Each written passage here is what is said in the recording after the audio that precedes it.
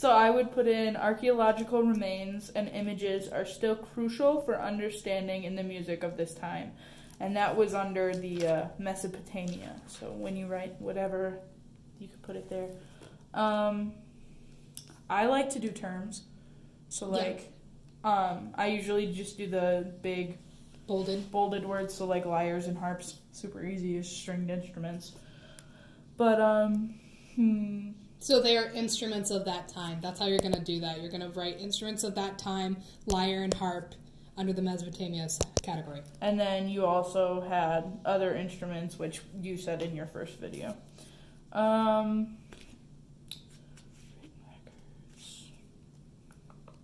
also trying to do... Wow! Okay!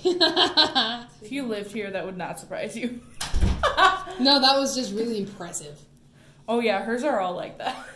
Okay, keep going. Okay, so, let's see. I would put like genres, hymns, diatonic, all of that, because those are all terms. These are all terms that you can define from Google. Oh yeah, like genres, types of musical composition is super easy.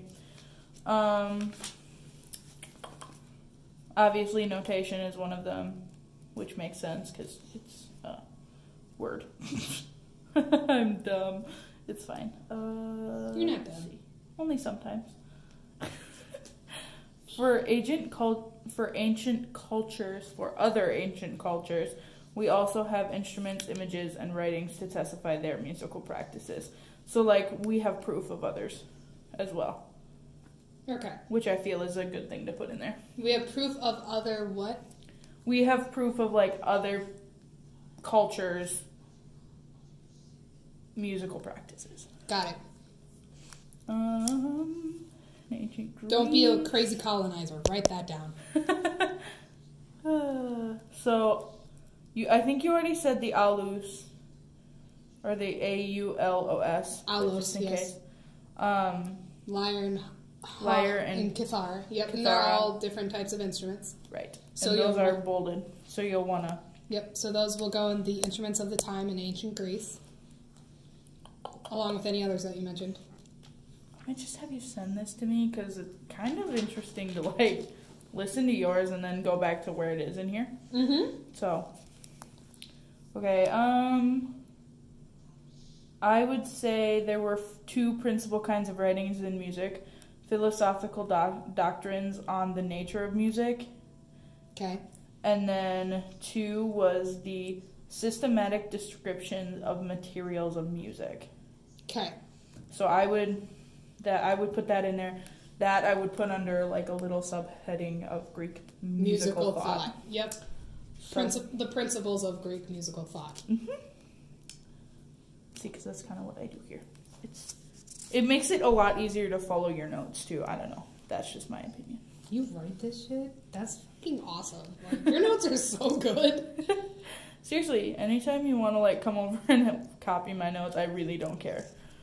Melody, obviously, monophonic, although you already know that. Whatever. Yeah, I know.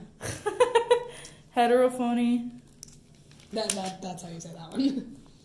Okay, and then obviously the polyphony, yep. Harmonia. I think you got a lot of this stuff on this page when you were talking. Yep. So we're just checking through. Ethos, obviously, is one of them. Mm-hmm.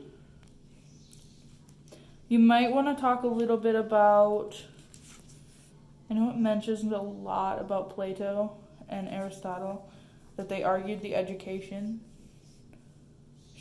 was super important.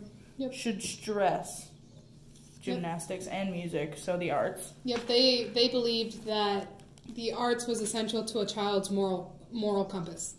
I believe it. Dr. Tolliver said that, so I believe it. She's a smart human sometimes. He's a smart cookie. Okay, so there's like notes, intervals, scale, tetrachord. The Greeks were the first ones to do this. The Greeks were the ones that made all these words. Greek music theory. Greek music theory. Diatonic, chromatic, and enharmonic. A lot of that we can pretty much do ourselves, obviously. Mm-hmm. Like, explain anyway. Conjunct, disjunct, Mm-hmm. Greater perfect system. Species. The modes, if you really want to put those in, but you know those. Tonoi, obviously, is one of them as well. I actually kind of like this because it goes through it faster. Okay, and you talked about ancient Rome. Rome is like Greece, but like a brother. Yes, you said Just that. put that in your notes. Anytime I find numbers, I usually use them. So, although many details remain uncertain, we know that ancient world melody was intimately linked with the rhythm and meter of words. 2, musicians relied on their memories and on knowledge of conventions and formulas rather than reading from notation. 3, philosophers conceived Of music. as an orderly system interlocked with the system of nature as a force in human thought and conduct. To these elements, the Greeks contributed 2 more. 4, an acoustical theory founded on science, and 5, a well-developed music theory. Okay, so essentially it's just talking about the science side of music. You can write that down. Mm-hmm. Okay, and that's the end of chapter 1 with Amanda's thoughts. Okay, chapter 2 is the Christian church in the first millennium. I'll read the excerpt of it, and this is pretty much a synopsis of the whole thing. So, the history of music in medieval Europe is intertwined with the history of the Christian church, the dominant social institution for most of the Middle Ages. Religious services were mostly sung or intoned rather than spoken. Many aspects of Western music, from notation to polyphony, first developed within church music. Most schools were part of the church, and most composers were part of the church. Church. Got it. Okay. So, this talks about the diffusion of Christianity. Oh, okay. That doesn't make sense. So one of the sentences in here says, women were attracted to Christianity and played major roles in its growth. Okay. I believe you. I do not. Roman subjects were allowed to practice their own religions. Blah, blah, blah. Talks about the oppression of Christians and then the brought back of Christians. Okay. First term is Psalms. You know what Psalms are. This is talking about the Judaic heritage. Okay, next term is cantillation. Cantillation, it's the chanting of sacred texts. Based on melodic formulas that reflected the phrase division of the text. So think Gregorian chant, but older. Blank, blank, blank. Music in the early church. The earliest recorded musical activity of Jesus and his followers was singing hymns in the Bible. Neither of those passages matter. Blah, blah, blah. Okay, talks about chanting again, just in general and like the significance of it. Okay, so while songs of praise were encouraged, some early church leaders rejected other aspects of ancient practice. Okay, so these church fathers interpreted the Bible and set down principles to guide the church. Like the ancient Greeks, they believed the value of music lay in its power to influence the ethos of listeners for good or for ill. Blah, blah, blah. So think Puritans. So I have lyres, blah, blah, blah, blah. Instruments were not used in church. So that's good to write down. Okay. Divisions in the church and dialects of chant is another header. Okay. Disputes about theology and governance led to several divisions among Christians during the first millennium. So the two most significant being in 395 with the partition of the Roman Empire into two parts. The Western Empire, ruled by Rome or Milan, suffered repeated invasions by Germanic tribes until it collapsed. Eastern Empire, which is centered in Constantinople, blah, blah, blah, blah, lasted 1,000 years until 1453. Okay.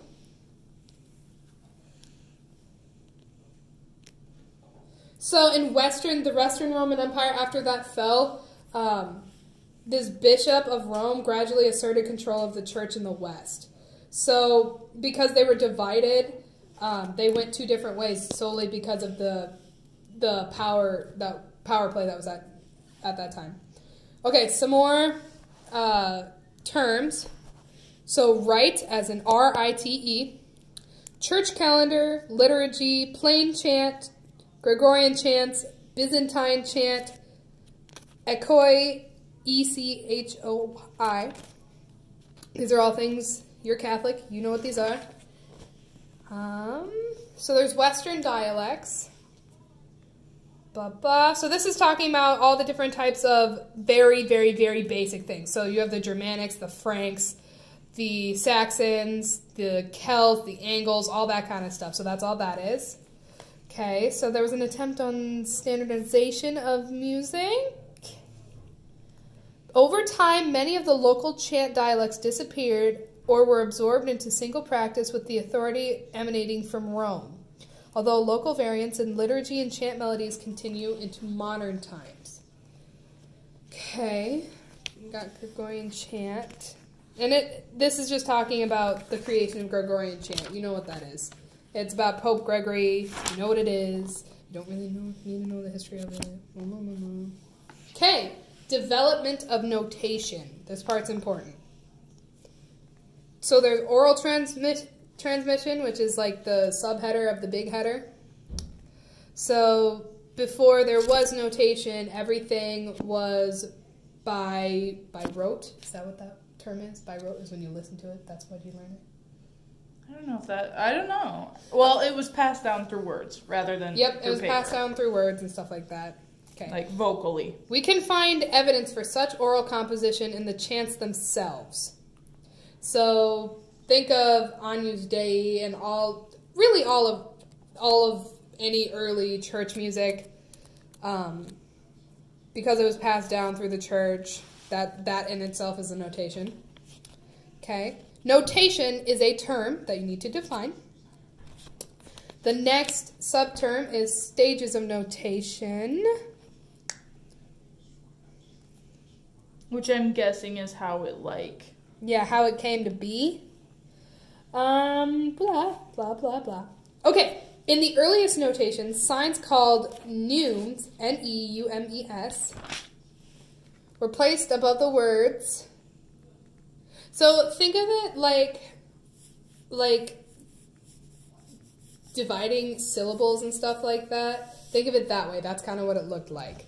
So then we have heightened neumes, and then Guido of Arezzo, you read a whole child book about this. He's the guy that came in and talked about lines, clefs, and staffs and kind of made that a central idea. Reading music. Okay, because it was no longer oral. In order to read music, you had to be, obviously trained, and that's when it kind of headed straight for the church. Okay, notation and memory is another little sub-headline. Blah, blah, blah, blah. Moreover, notation made it possible to memorize music exactly by fixing each note in a document that we can check if our memory fails us. Rhythm, so just talking about rhythm, and it doesn't talk about like the basis of rhythm and how we notate that, just rhythm, I guess. Okay, so another chant thing is solesmes, S-O-L-E-S-M-E-S, chant notation. So he was a monk. It was actually a relatively new thing from the 1903. Okay. Okay, this goes on to talk about reading chant notation and how one was supposed to read it. Okay. So this is just a really, really difficult way of doing chant. Gregorian chant is better. Okay. Music theory and practice. Dear God. Okay. practice. So, the transmission of Greek music theory. The chant repertory drew on sources in ancient Israel and Christian communities from Syria and the Byzantine to the east, in the east to Milan, Rome, and Gaul in the west. So, Martinius Capella, my bad. Okay, he's an important guy. We're gonna like highlight his name or whatever. He's important. Just talking about talked about the seven seven intelligences. Dr. T also talked about this. So there's grammar, dialect, rhetoric, geometry, arithmetic, astronomy, and harmonics. Music. So this is kind of the basis of our school function today.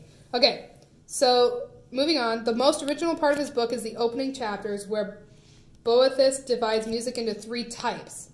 The first one is musica mundana, the music of the universe. The second one is musica humana, human music. And then musica instrumentalis, instrumental music. So that's just the 3 types of that. So there's practical theory.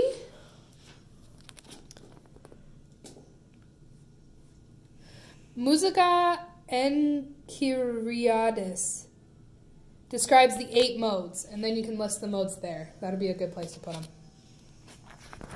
Okay, letter names for notes. Guido of Arezzo is one guy who went from A to G. He's the guy that started that.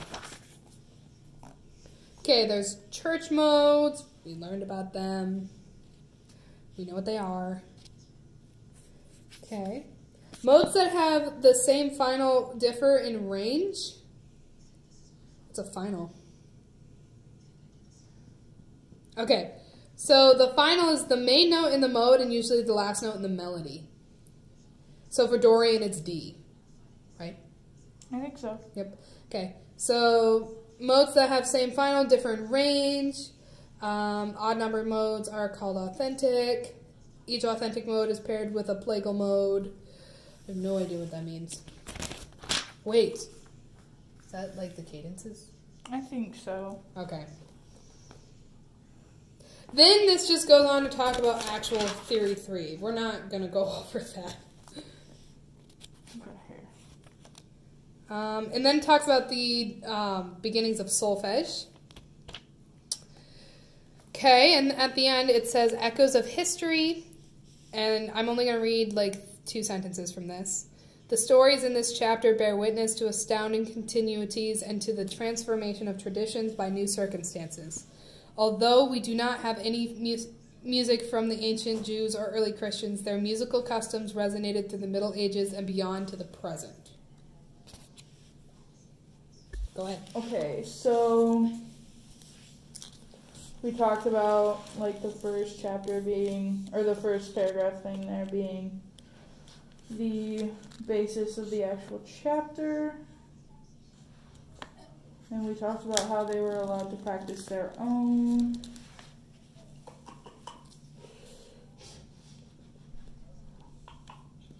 The Judaic heritage was another header, and that one is where Psalms was found. It talks about the temple rites of the Jews and different festivals on the Sabbaths and different things, and how trumpets and cymbals were used, along with harps and psalteries.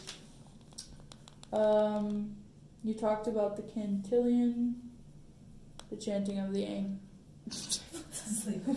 the chanting of sacred texts.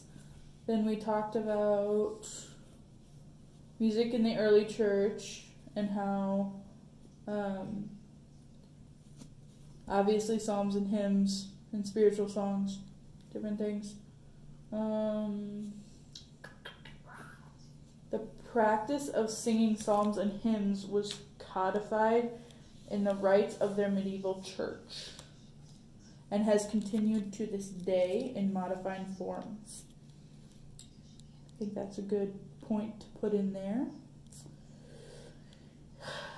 Avoiding certain types of music helped to set off the Christian community from the surrounding pagan society and to proclaim the urgency of subordinating the pleasures of this world to the eternal welfare of the soul. So, in dumb bitch terms, they use their music, quote unquote, to say that they were better and as a justification to essentially rip away the cultures that were already there. That's pretty well said, actually. Okay, divisions in the church and dialects of chant. So, obviously, the church split. That one's pretty simple to know. Everybody knows that that happens. We talked about that.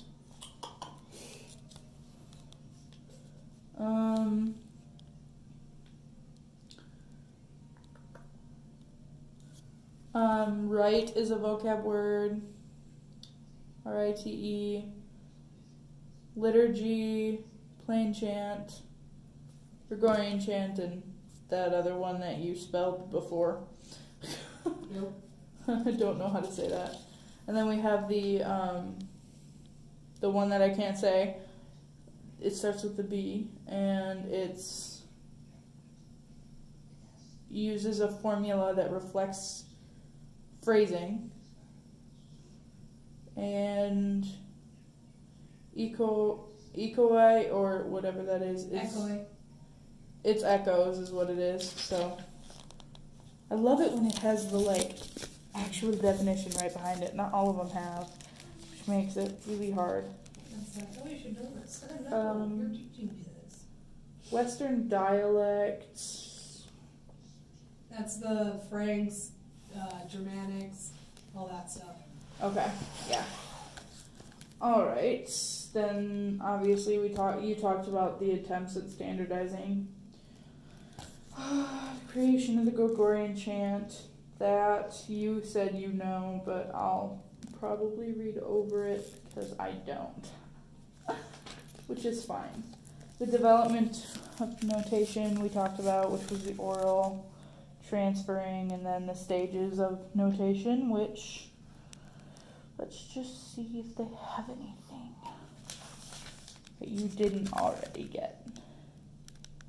Obviously, the lines, the clefs, the staff, you already did. Reading it was fine. Memorizing it, rhythm, yeah. Solemns, chant. That's the difficult chant. Notation. Yeah, it's different. Something Star you've never that. seen before. Star the Sol Mez, whatever I spelled out. Sol Smes. And S-O-L-E-S. ask Servilla about it M-E-S. in class. Good decisions. Ask about that one. Because it's even the writing of it's weird. Obviously we're talking about notation anyway, but there's multiple squares instead of note heads. It's really interesting actually. Okay, then we got to the music theory, and that's when Kylie kind of flipped out. We talked about